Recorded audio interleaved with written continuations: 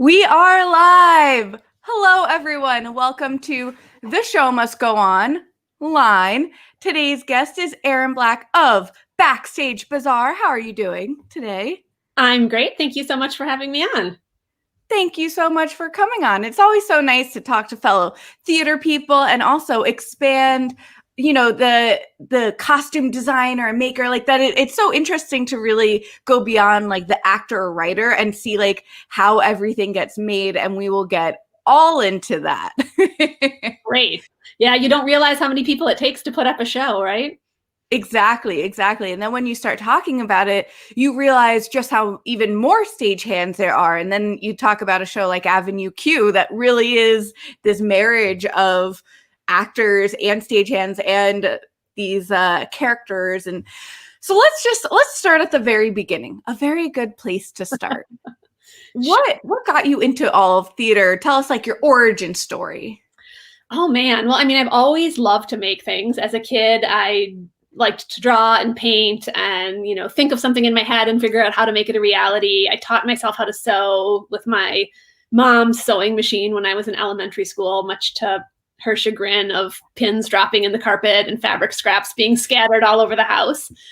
But I guess what really happened, I grew up in Oshkosh, Wisconsin, so it's not exactly an urban mecca of theater as an industry, but the high school I went to had a really strong choir and drama department. So my freshman year in high school, heard announcements that they were having auditions for the fall play, which was The Crucible. And I really wasn't interested in theater, but I was intrigued by the idea of witch trials. And so I thought, okay, I'm going to go try out for that show. This sounds interesting. I went every day, did all the auditions, did the callbacks, was very responsible, there on time, filled out the paperwork. I'm a terrible actress. So the cast list went up and my name was not on it, but the director reached out and said, it seems you're really interested in this and you seem really responsible. Would you like to stage manage this show?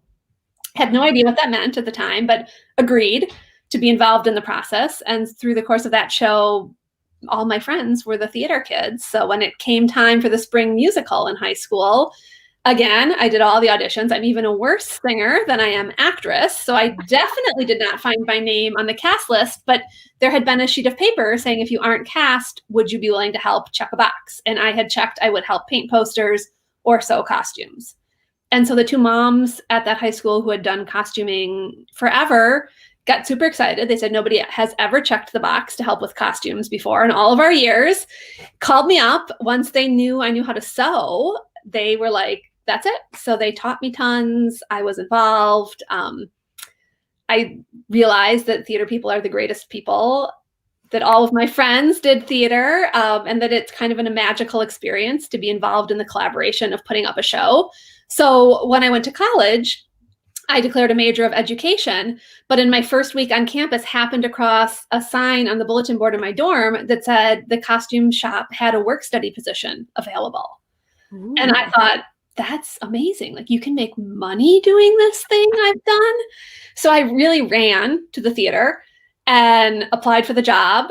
I had some pictures of stuff I'd done in high school, and the woman who ran the costume shop called me that afternoon and said, you have a job. So again, hanging out in the costume shop, you meet all the cool people.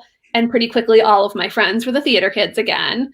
And so by sophomore year, I decided the only logical thing to do was to get a double major so that I could spend more time in the theater building. So I ended up double majoring in education and theater, but had definitely learned my lesson and did the design and production track rather than the acting track.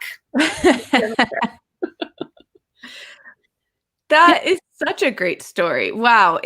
And also for anyone who's young, growing up right now thinking, I love theater, but acting and singing or dancing, that's not really my specialty. They can see that there are so many different tracks that you can still be involved in theater, even if you're not on stage. And there are so many roles that need to happen. That's totally true. I mean, I know that I've done the math, but I would venture to guess there's probably 5 times as many people that aren't on the stage as there are on the stage doing various other specialties, in a myriad of positions to make a show happen. So yeah, there's so much opportunity to be involved and not be physically on the stage. Yeah, it's also making me think of, because there's like the costume designers, but then there's also the dressers like who make sure that the actors have their costumes, especially for those quick changes. I mean, it is crazy when you see, like, I remember Stephanie J. Block did like one of those videos of her at the Share Show of how many people it took to go in and out of those like Bob Mackie designs. Yeah. It was just incredible. Yeah, exactly. I mean, and there's even a step, you have the costume designer who's talking to the director and visualizing like, who is this character? What do they wear? Drawing the picture, doing the swatching and picking the fabrics.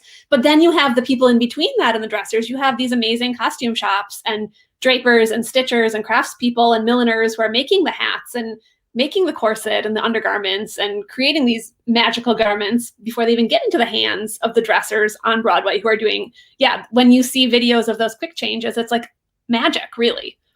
It really is. It's one of the things I actually miss most, because when even with the amazing things like Newsies and Hamilton being filmed professionally that you get to see, there's almost something that you miss by not being, well, of course, there are a lot of things you miss by not being in the building, but the magic of it happening and knowing that there's someone right back there who's calling the shots, who's doing this, who's, making sure that the lighting cue goes at the direct, like, I'm truly blown away by every aspect of theater. You're right. It's so amazing.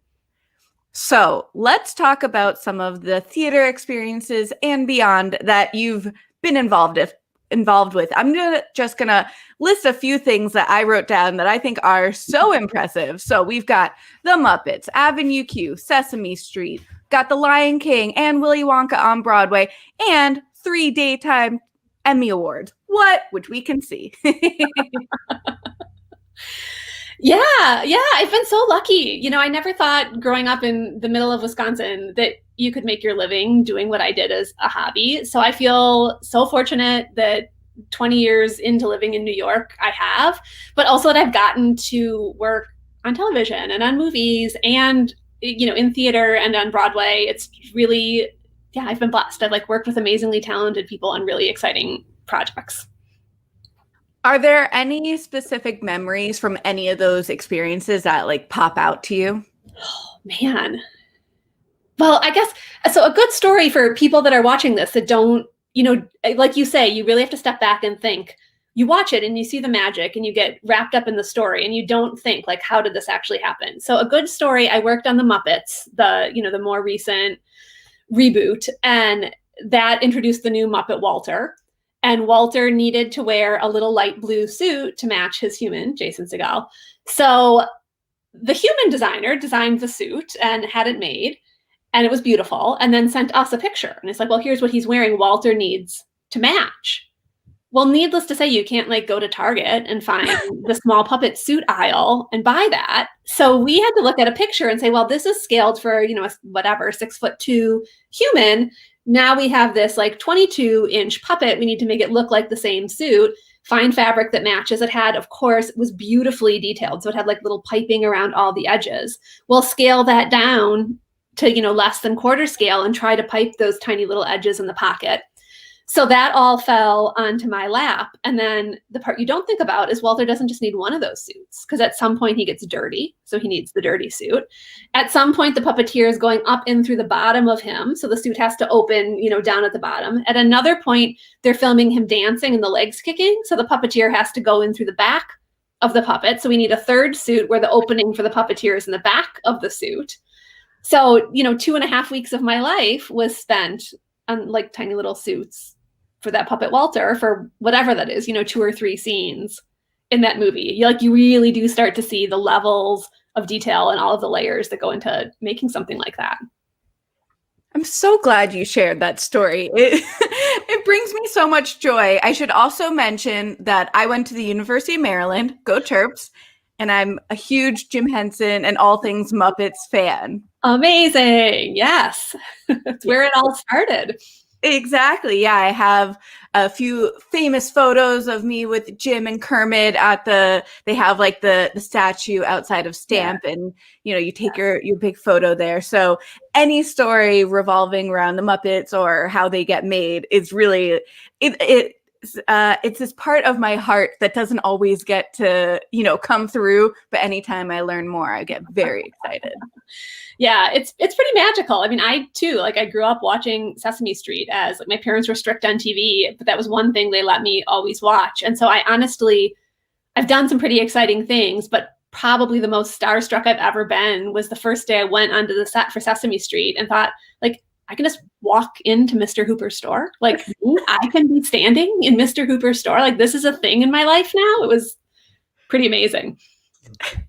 You and Bill Sherman. I mean, it is just hilarious. Bill Sherman, a music director, I believe, of Sesame Street, says, has worked on Hamilton and In the Heights and movies and whatnot. But it's like Sesame Street is what y'all get so excited about. And that is just the best. That is like what theater kids, but also just growing up with Sesame Street shows that, like, there's always that part to you that no matter what levels of success or fame you get, that there's always that part of your heart that really, like, rings true. Yeah, it's totally true.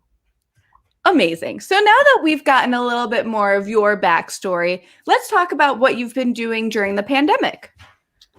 Sure. So, I mean, personally, I was incredibly lucky that I took a full-time job teaching costume design at New York University last academic year. So when the pandemic hit, I was one of the few, costume makers, costume designers, theater artists that I know that actually had a job that didn't instantly end as the world closed down.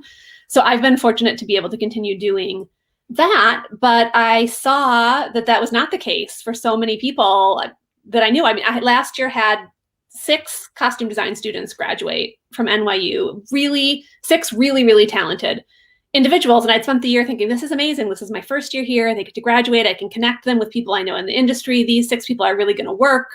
They're hardworking, they're talented, they're driven.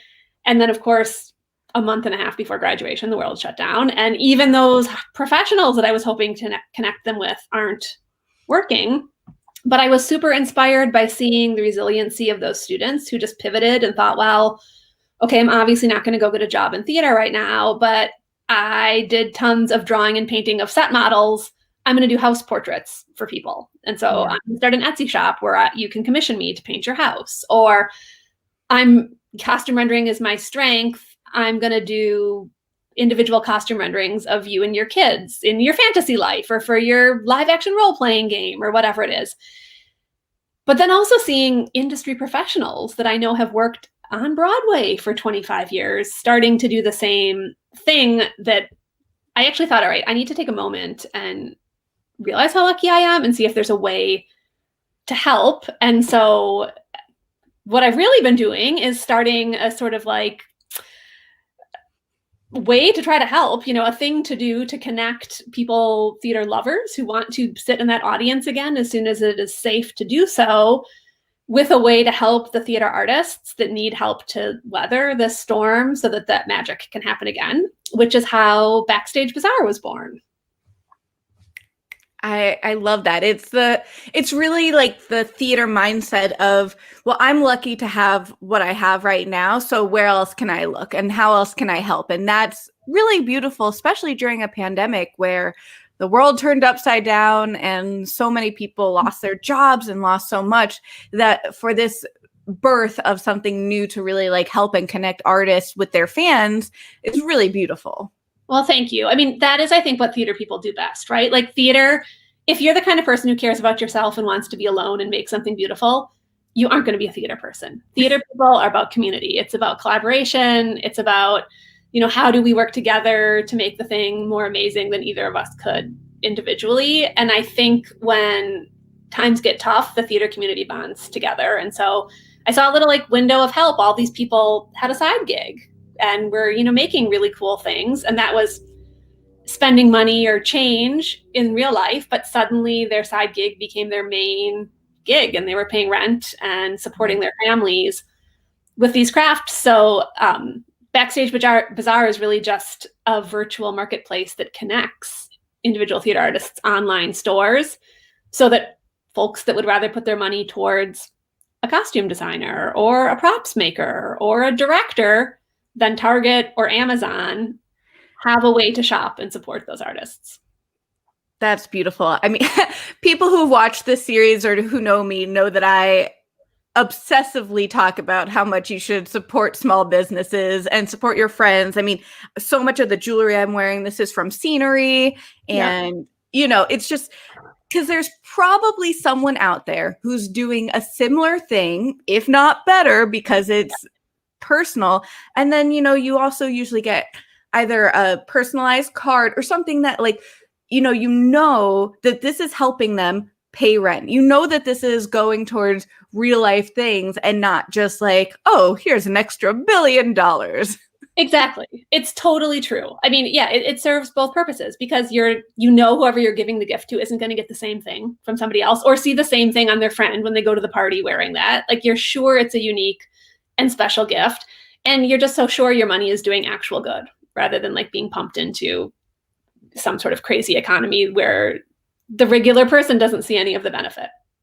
Exactly. And now that people aren't on stage being able to, you know, do that, it's also really showing that, hey, we support you in all the ways, regardless of if we're seeing you perform right now or if we're seeing you costume design or seeing you direct, whatever it is, that we support you, the human, and appreciate all the creativity that you are coming up with. So I'd love to hear some more examples of like businesses that are within Backstage Bazaar and like what, you know, just like a little flair and taste of what people can expect. Yeah, there's so much. It's amazing. You know, when we started it, I started it with my friend Truly Carmichael. We went to graduate school together at UT Austin and have stayed in touch, but not in close touch. Yeah, hook 'em horns. But I had this idea one morning. I just woke up and thought, here's something that would be so helpful, and posted it on Facebook as kind of a whim. Like, wouldn't it be cool if there were this thing? And within an hour, had like 98 replies. Like, I would totally list my store there. I'd shop there. You need to do this. And one of them was Truly saying, I'd help. And I thought, I can't do this. I'm busy. I have children who I'm now teaching from my dining room table. I'm lucky enough to have a full-time job. I can't be the one to do this. And so I sat, put the idea away. And about 3 or 4 days later, I thought, I can't not do this. Like, I have to do this. And so I read back through the responses and I sent Truly a message and said, you know, you said you'd help. I think we have to do this. And she called me 5 minutes later and said, yeah, we have to do this. And we put our heads together and we said, okay, if we can help 25 artists, 25 theater artists, this will really be worth our time and our little bit of financial investment we put in to have the website made and get things rolling. So that's our goal. Let's get 25 artists. And then a few days later, she said, you know what, if we get 50 artists, maybe we can start to really like push it into the public and see it, you know, try to get more shoppers and see if we can't tell people about this idea. And in my head, I thought, okay, right, Truly, when we 50 artists, okay, that have high hopes. This is the right person to help. You have big dreams. We launched Backstage Bazaar, and by the end of the first day, I think, had 50 artists. And by the end of the first week, had 120 artists. Wow. Yeah, it's crazy. So when you look through them, I mean, there is just such amazing things. So I'm trying to think some of the things that stand out. There is a props person who makes these amazing leather masks. Like they're like sculptural on their own. They're beautiful, amazing, custom, handcrafted. You can tell how much skill is there. There is a couple that are set designers that have used their 3D printing machine. So instead of making little scale model furnitures for their models, they've turned it into jewelry. So you can buy like spiral staircase earrings or cutting shears earrings or, you know, a charm with a Fresnel light hanging from it, which is super cool. And then there are people, we've got a couple of great candle makers. We've got a lot of people making masks. You know, everybody need masks right now. Support an artist who will hand make them rather than buying them at Old Navy. Right. We've got some people upcycling old cashmere sweaters into really cool leg warmers and cuffs and arm warmers. So it just runs the gamut. That's the amazing thing, is no matter who you're shopping for, we have a search feature on the top. So you can say, you know, I'm looking for jewelry, and it'll give you the list of the 7 people that have jewelry. Or I'm looking for baby clothes. It'll show you the 4 people that make baby clothes. So you can search by location, by thing you're looking for, by artist. And honestly, you'll find whatever you're looking for. Somebody makes it on that site. The search feature really is so helpful because sometimes you're like, I don't know what I want, and you want to browse, and that's super helpful. But sometimes you're like, I know my friend loves to wear jewelry that's unique, so let me look at that. Or the masks. I mean, I now have so many masks because it's, it's helpful, and it's now a new design feature of your whole look. Yep. And we've also really come to realize that even when we are lucky enough to be post-pandemic, that having masks are very convenient just in terms of if you're sick, if other people are sick, when it's cold out, it's nice to be able to protect your face. Totally. Yeah, exactly. I think they're going to be something that sticks around for sure. Mm-hmm. Yeah. So I'm trying to think of a good. We're in the middle of holiday season. I just celebrated Hanukkah. There's Kwanzaa and Christmas and all of the things. And that's why we wanted to make sure to have this conversation now, because presents are always wonderful. But really, this is go time. So are there any other aspects of this website that that people might not think of? Oh, I should look out for this, or I should be thinking of this as a present. Anything like that you would suggest? Oh man, well, we thought, is there a life for Backstage Bazaar beyond holiday time? And certainly our goal was to get it launched and up and running in time for holidays, which we've been lucky enough to do. But when you see what there is, it's so beyond that. There are a couple people that make really beautiful cards, handcrafted cards and stationery. So especially in this time when we're having to be creative about how we connect with the people that are important in our life, I'm like, I bought a whole bunch of cards because I thought it's great to Zoom, but wouldn't it be nice to just get a handwritten note, not for the holidays, from somebody at some point? And there are two different artists, especially, that make just really beautiful, unique stationery. So there's a way to do that. But I'm trying to think, but there's just so many great things. Like every time I click through it, I'm like, oh, right, this one. There are a couple of people that make beautiful hats. So there are plenty of places where winter has only just begun. And even if you missed the gift giving window, the only way to see people is outside. So I imagine we may be spending more social time outside. There are people who knit scarves. There's somebody who makes really cool, like 1920s inspired felt pulled cloche hats that are gorgeous. Yeah, exactly. So those are things to buy for yourself with your holiday money post-holiday time. Right. I know sometimes just having someone in your family or friends be like, you know what you like, why don't you pick out something and then I will get that for you, is sometimes, like, I love a good surprise, but also sometimes you want a present. You don't want to buy it for yourself, but you also you want it. Yeah. So you send it over like, hey, this is so cool. If you need to get something, you could maybe get that. So this seems like a great website that people could kind of pass over to friends, or as I like to say, treat yourself.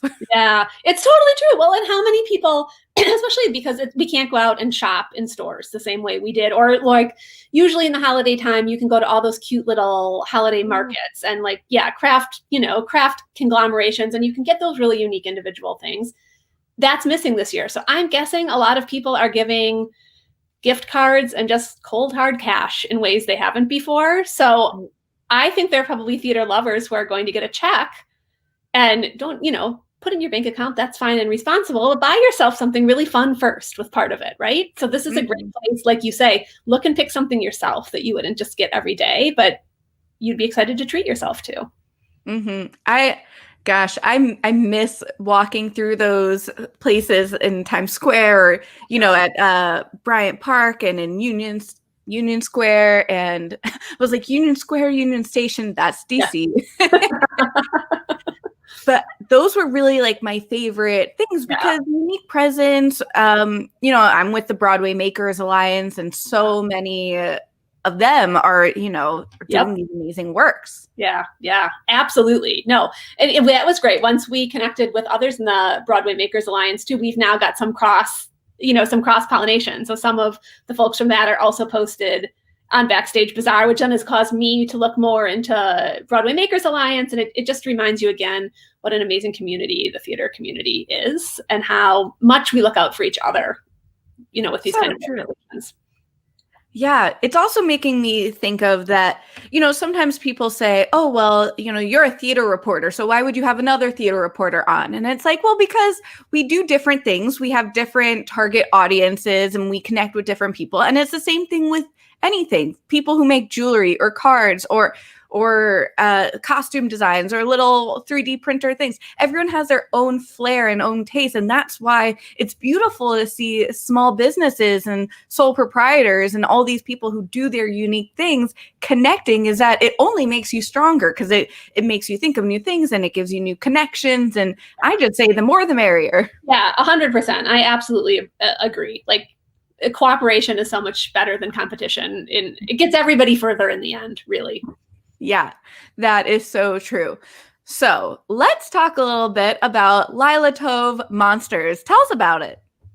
So Lila Tove Monsters is my little side gig that I've been working on outside of theater. When my oldest daughter was maybe about 3 years old, I said, what should we give Daddy for a holiday gift?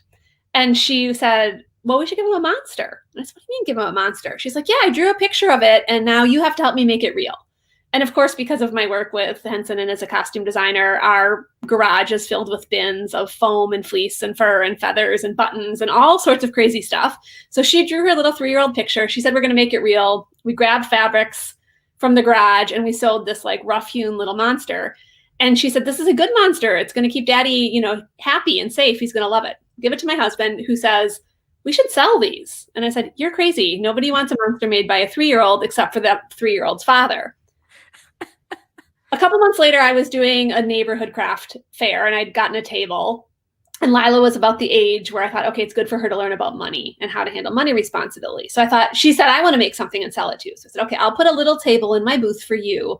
We made maybe 20 of these monsters. And I said, we're going to sell them for $20 each. And $5 of it is going to go into your savings account for college. $5 of it we're going to put in the bank account so you can save up for something big you want. $5 you can put in your piggy bank, and $5 we have to give to a charity of your choice, because when we make money, we have a real obligation to give back to people who aren't as lucky. So this is perfect. She's 5 years old. I can teach her about money.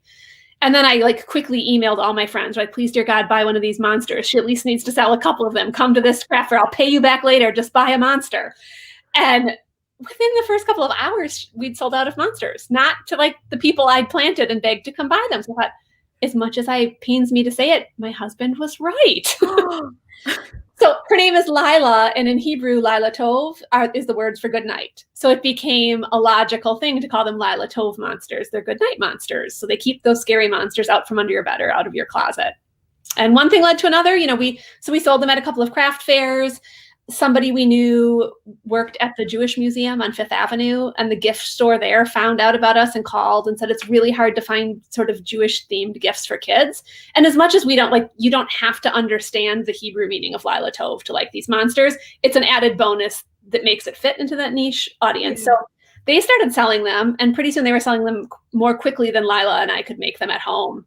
We did a Kickstarter and got some funding to have a small batch made. And then it's just been propelling itself. So after we sold that first batch, we reinvested the money, and that's it. That is so impressive, and such a lovely mother-daughter story that sometimes just these passion projects are exactly what everyone wants. Yeah. You never know. That's the biggest thing, right? As a theater person, this, I know this. When you have an idea, follow it. Because you don't know which one is going to stick and which one isn't, but you don't know until you do it. And I think as theater artists, we do that because that's how theater gets made. Someone has an idea, everyone jumps on board and makes it. And people sometimes in the rest of the world don't do it the same way. So, right. I just think that's an important lesson across the board. You never know what idea is going to lead to what. So follow that crazy harebrained idea when you have it. And especially having this idea, especially with her being so young and now growing up, that here's, if you have $20 that you save this for this, but you also give it back. And so can you talk about some of your favorite charities or nonprofits that you'd want to shout out? Yeah, absolutely. So that has been the best part of the Lila Tove Monster Project. Every year, Lila researches and chooses a children's charity of her choice to donate that percentage of our profits to. And we have done, let's see, some of our favorites is the Pajama Project, which is an organization that donates books and pajamas to kids in need. So we have donated to them frequently. And one time she really wanted to see how that went into action. So they recommended an organization they partner with, which is in Long Island City, New York, called the Floating Hospital, which is a medical treatment center for people that don't have a permanent address. So people in shelters or homeless people or folks that really just don't have insurance and don't have a permanent address to put on their medical files. And so we actually took a bunch of monsters and the check we wanted to donate to the Floating Hospital. And she could really see that this isn't just money going out into the universe, but like, here's an actual place in our neighborhood that helps people.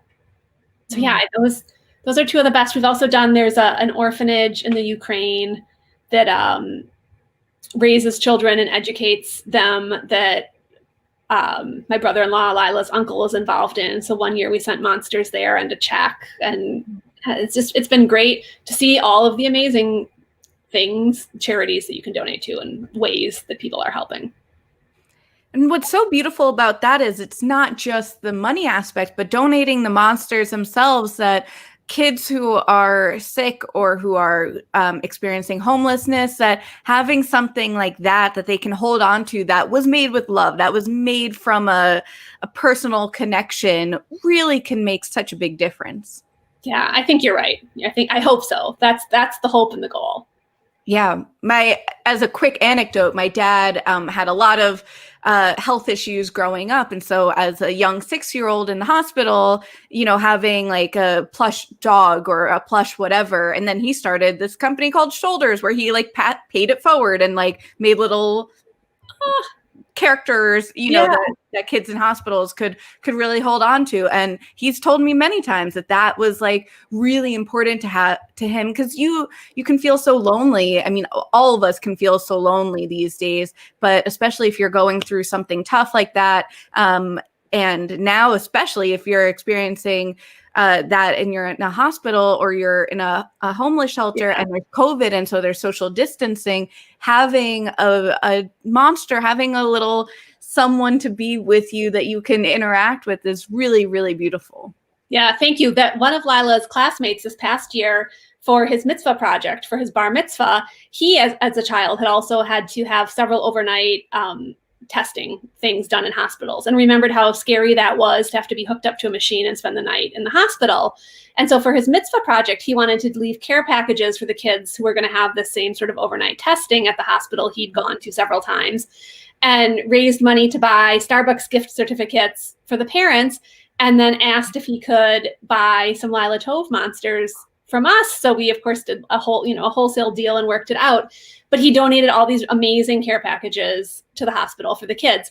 Flash forward a couple months later, my youngest son, who's only in kindergarten now, one of his classmates' mom came to school with the younger brother, and the younger brother was holding a Lila Tove monster. And I said, "Oh my gosh, that's amazing. Like, we make those." She's like, "You make those? We got this from the hospital. He had to go have this overnight test, and they gave us this like amazing bag, and he was so happy, and he was so scared, and he hasn't let go of the monster in like 2.5 months since he got it." Wow. And so I thought this is one of those like universe aligning things for us to know the story. So I could say, look at Lila, like, we saw your younger brother's friend had benefit from what your friend did with your creation. And it really just showed, yes, these things matter. A small act of kindness or a following of an idea can make a difference in someone else's life. That is so powerful. I'm so moved right now. I'm feeling emotional. It really does circle back to everything we've been saying with following your passions and supporting small businesses. And because so many times small businesses are helping in ways that aren't just the monetary aspects, right? It's inspiring other people to say, hey, you have a creative idea, you should go for it. Or, you're between this job that you really don't like, but it pays the bills. And here's this passion project that if I just got a few extra purchases a month, or Patreon, which for me has been so helpful, it's and actually I see Andy. Hello, Andy. Andy is one of my Showtreons who Oh, great. just fabulous. For anyone who doesn't know, Patreon is you can support artists and every month and they help you. It's like, hey, we love what you're doing. We just want to send you 5, 10, 15, Yeah. $20 a month or whatever. And then you get like a little added Awesome. content. Yeah. But it's really cool to hear how many new things recently there have been. I don't know how old Patreon is, but that just goes to show another example of people want to support artists. They want to support people doing these unique ideas and that the world is richer because of it. It's totally true, right? It's totally true. So, I mean, that was our thought process behind Backstage Bazaar, and it has proven to be totally right. Some of the artists that I listed there, the few that I know personally, said, I've done 3 times the amount of business this month that I usually do in the month of December. And so I thought, right, our gut was right. People want to support artists. They want to help folks weather this storm, and they just need a way to be able to do it. So providing that conduit was an easy thing for Truly and I to do. And I hope it has done exactly what you said, made like a little impact, whether it just be financially or lifting spirits or connecting people in ways that we might not even know about. That is beautiful. Yes, indeed. So if people want to go find it, let's do both of these aspects. So people want to go to Backstage Bazaar, where can they go? And if someone's an artist and they're like, yes, I love this, I want to be a part, how can they connect? That is so good. The answer is the same. So if you go to www.backstagebazaar.com, the website will pop up, and at the top there'll be a tab saying shop now or a tab saying list my store. And if you click the shop now, it will show you all the different stores and that search feature we talked about earlier, and you can start shopping. And if you are an artist who wants to list, hit the list my store, and it will ask you quickly to upload 2 photos, one of yourself, one of your product, give a quick bio of yourself and your affiliation with theater, a quick little description of your store. And then once you hit submit, your store will show up on that front page instantaneously. Wow. That's so easy. I love that it's so easy for the consumer, it's so easy for the artist. And don't we need things that are just so easy these days? We need way more things that are easier than they are these days. Yes. And so it sounds like there aren't really qualifications outside of you being involved with theater and you having a business, that it feels so open that people don't have to be like judged for their content. Right. No, we weren't screening. We didn't expect the crazy response we got, but even still, people have been the honor system has really worked. So we do ask you to list the theaters you've been affiliated with, and we look those, we chart those so that people could also search by theater. And so there have been a very few people we've said, hey, you didn't fill out this button. And a couple of them have withdrawn. So they clearly weren't theater artists, but it's been no big deal. And the rest of them are like, oh my gosh, I'm so sorry. I just forgot to fill out that tab. I've done here, and the other thing. And we don't take, it's not a moneymaker. Truly, and I make nothing off of this. So we don't charge a listing fee. We don't take a percentage of the sales. We're just giving you the conduit to do this. So yeah, you need your own established, no money goes through Backstage Bazaar. So you have to already have an Etsy shop or a Facebook marketplace or take commissions off your Instagram, whatever it is, whatever URL you list has to exist and be ready so that you handle your own sales and shipping. Wow. I mean, that is really incredible that the two of you did this out of the goodness of your heart. And I'm glad that it's helping you reach more people and that your business is also thriving because of it. But that really is, quite a mensch. Well, thank you. I mean, thank you. It's what we do. I feel like the kindness has been paid forward to me when I've been in a position to need it multiple times as my life as a theater artist. And so if there's a small thing I can do that pays that kindness forward, then that's what I should do. That's what theater does. That's why we call it the theater community, because we take care of each other. So true. And I'm seeing my friend Eva comment here, and we are going international. All the way from Denmark is connecting. Oh, yay! That's so exciting. Well, and that's the other thing about Backstage Bazaar. We have international artists. We have a couple of artists from Israel. We have some from the UK. We have several Canadian artists. So yes, yay! It's exciting. You have listeners from all over. We have artists from all over. It's like those kind of connections are amazing. Wow. It really shows that now that we're not allowed to get together in person yet, that there's even more of this global community, and that if you just find each other, that there's no barrier because, okay, maybe a little bit of time difference that we have to figure out, but that you can reach so many more people. And I love that Backstage Bazaar isn't just US, that there are so many people, and now you can only imagine as the months go on that it can really continue to grow, and people from all over feel like, maybe someday someone from Israel or Denmark will come to the US and they'll have a little Lila Tove monster, and it'll be like, what? Look how small world this is. Exactly. Maybe that's the silver lining in all of this COVID nonsense, is we really can connect with people outside of our geographical, circles more easily. Yeah, exactly. And so, hi, Mom from Vermont. She's from New York, but she's currently in Vermont. Shalom. Lucky mom. Vermont seems like a great place to be right now. I agree. I could kind of go for some snow. I'm currently in Washington State, which is beautiful, but everyone's talking about their snow, and we just keep getting rain. Yeah. We got some great snow here last week. Ooh. I'm jealous. I can't wait to take Slimbo out in the snow and just take photos and videos of him galore. He will get sick of it, but I think we'll both benefit. Right. So I just we still have a few more minutes, and I love hearing backstage stories and how things get made in your many, many experiences. Do you have any other little things that people who watching from the audience or whatnot might not know, but you've experienced that you think are pretty cool? Oh, man. I could tell you another, again, it's kind of a Muppet story. It's a Sesame Street story, but it's a good one. So, you were saying earlier that you've had multiple guests who have done lots of different things, and they'll come back to say Sesame Street was the exciting moment or the thing that they keep swinging back to being proud of. In early years when I was designing for Sesame Street, the Goo Goo Dolls were coming to be guest singers. And so Elmo was going to sing a song with them. He was singing, they were doing a spoof of their song Slide, and they were doing Pride. So it was all about how proud Elmo was of all the things he could do by himself.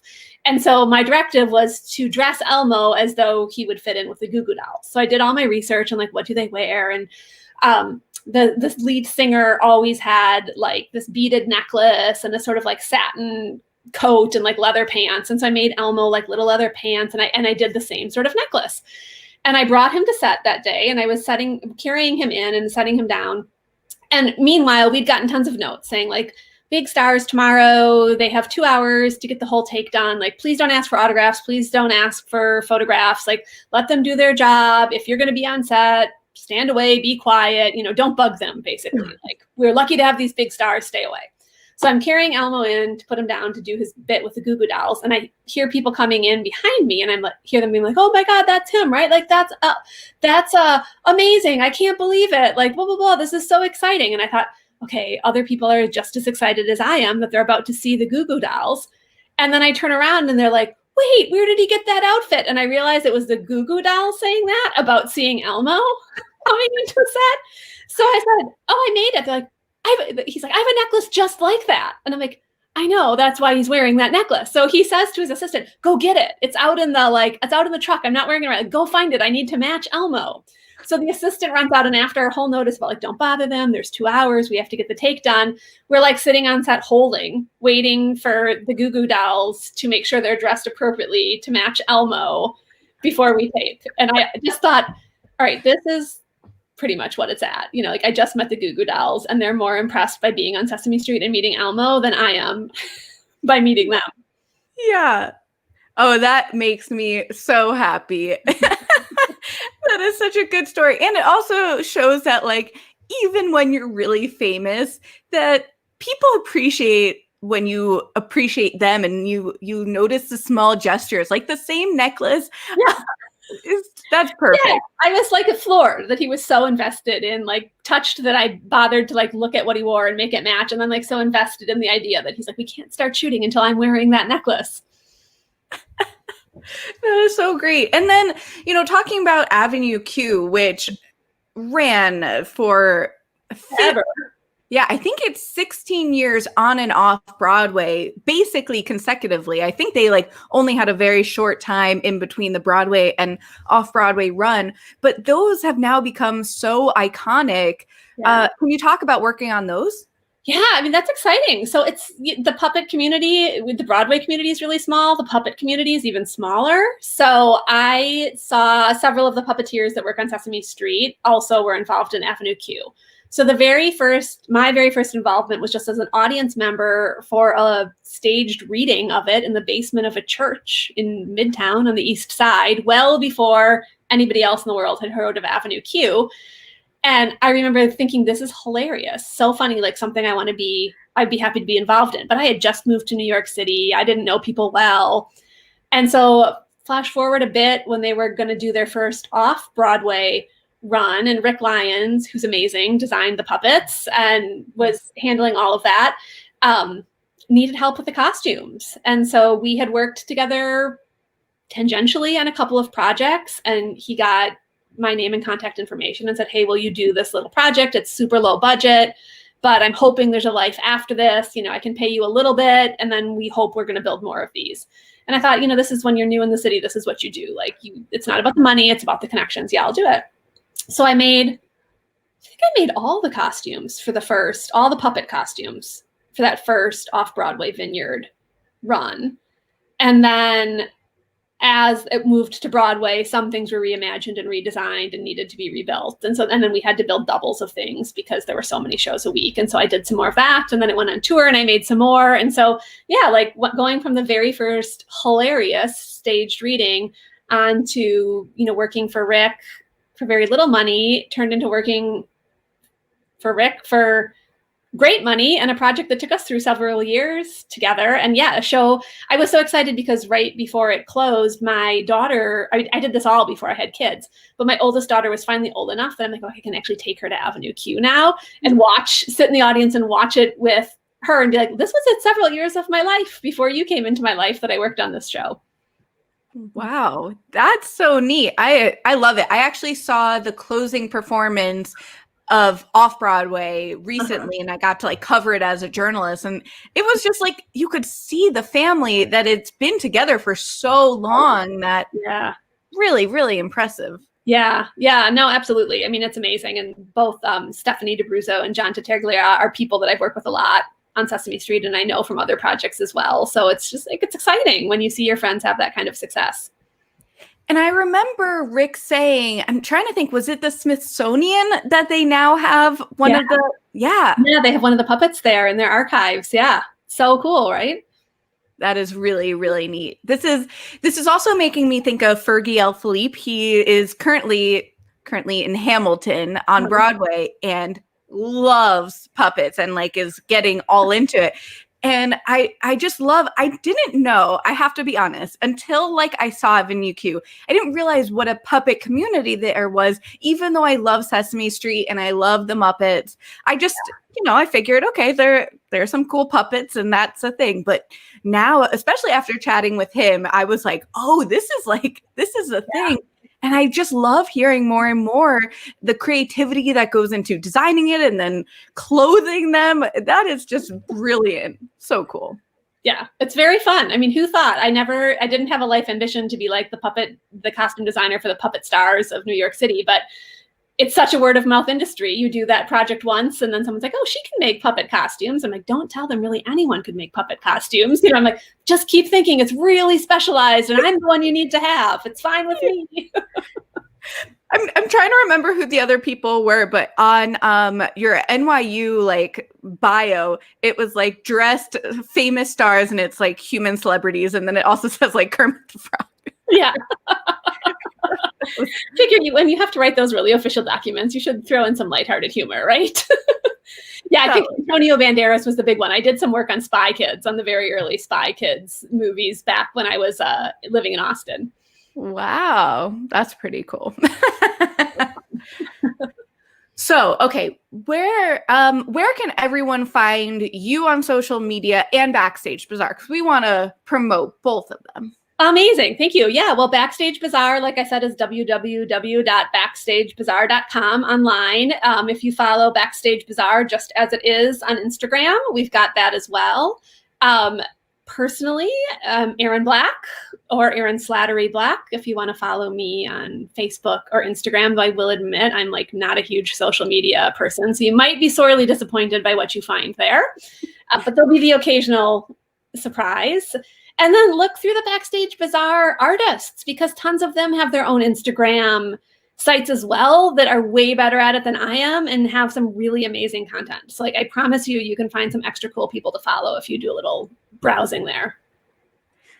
I'm not going to lie. I'm going to go back and look at it again right after we chat, because it was exciting when I was scrolling through it before, but now I feel like I really have connected deeper, and I understand that there are just so many different amazing humans from all aspects of theater that are really involved in it. And it just makes me want to like go through and be like, ooh, you know what? Maybe I do need this lotion made by a stage.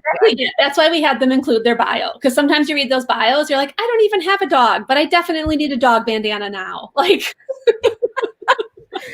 Slim, do you want a dog bandana? Yeah, exactly. Yes.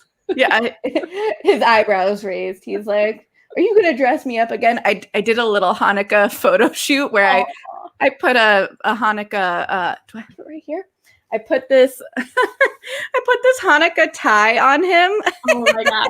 See, you secretly want to be a costume designer. There you go. I secretly do. But I will leave it to the professionals and I will support you. And so y'all can find me at B-Way Show, as you see through here. My friend Chelsea Hill, aka Illustrating Diva, designed this. So awesome. Check her out. Okay. As I mentioned, the Patreon, Showtreon's very cool. And I now have B-Way Show, the podcast. So we are expanding. So if you're like, I like these conversations, but I only want to listen to them, now's your chance. Perfect. Thank you. So is there anything else that you came into today wanting to make sure to get out into the world? Man, I don't think so. You've done such a great job asking questions. I mean, I guess I just hope everybody really understands how many people it takes to make theater and how difficult this time in our history is on so many people. So whether you are a theater artist yourself or just a theater lover, find ways to support it and keep the energy going, because I think we all want to be able to sit in the audience and watch the magic again just as soon as it's safely we're safely able to do so. So keep it up.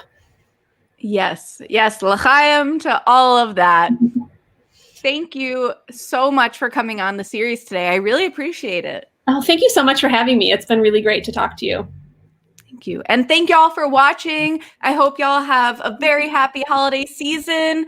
We will see you later, and we'll see you at the show. Bye, y'all.